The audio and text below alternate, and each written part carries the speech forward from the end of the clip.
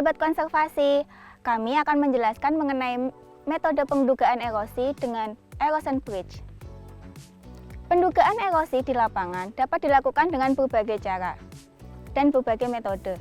Salah satunya dengan metode erosion bridge.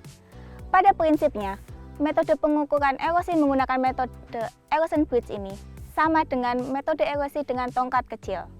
Adapun kelebihan dari metode erosion bridge ini yang pertama, alat yang mudah dipakai, alat yang mudah dibawa, dan biayanya murah. Alat-alat yang digunakan dalam erosion bridge meliputi stick erosi, bridge yang terbuat dari aluminium, patok besi, dan water pass. Dalam pemasangan alat erosion bridge dapat dilakukan pada alur erosi dan lahan yang berada pada tegak lurus secara arah lereng.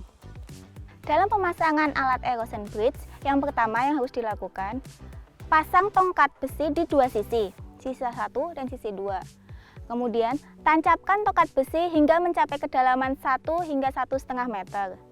Seperti ini. Kemudian, letakkan bridge-nya, bridge aluminium. Pastikan mereka rata air. Untuk lebih memastikannya, kita dapat menggunakan water pass. Setelah rata air, kemudian kita baru dapat melakukan pengukuran. Dalam pengukuran, posisi peneliti berada di lereng yang lebih rendah daripada alatnya. Hal itu dilakukan untuk dapat mengurangi gangguan-gangguan terhadap proses erosi yang ada di atasnya. Setelah pastikan alat sudah terpasang dan posisinya sudah benar, baru dilakukan pengukurannya. Yang pertama, masukkan stick pada lubang pertama yang ada di bridge. Pastikan angka yang lebih rendah berada di bawah dan angka paling tinggi berada di atas. Kemudian dimasukkan ke lubang pertama.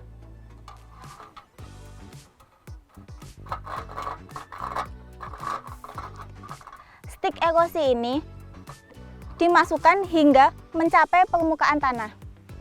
Setelah stick erosi menyentuh permukaan tanah, kemudian dilakukan pembacaan skala yang ada di stick erosinya. Pembacaan skala dilakukan terhadap angka yang ada di atas bridge-nya. Setelah pembacaan skala pada stick erosi selesai, kemudian kita tarik sticknya.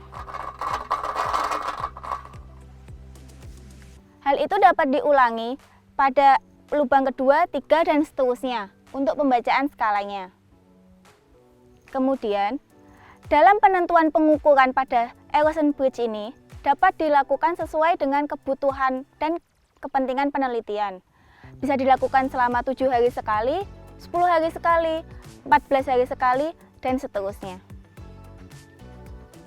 Berikut penjelasan mengenai pendugaan erosi menggunakan erosion bridge. Semoga bermanfaat.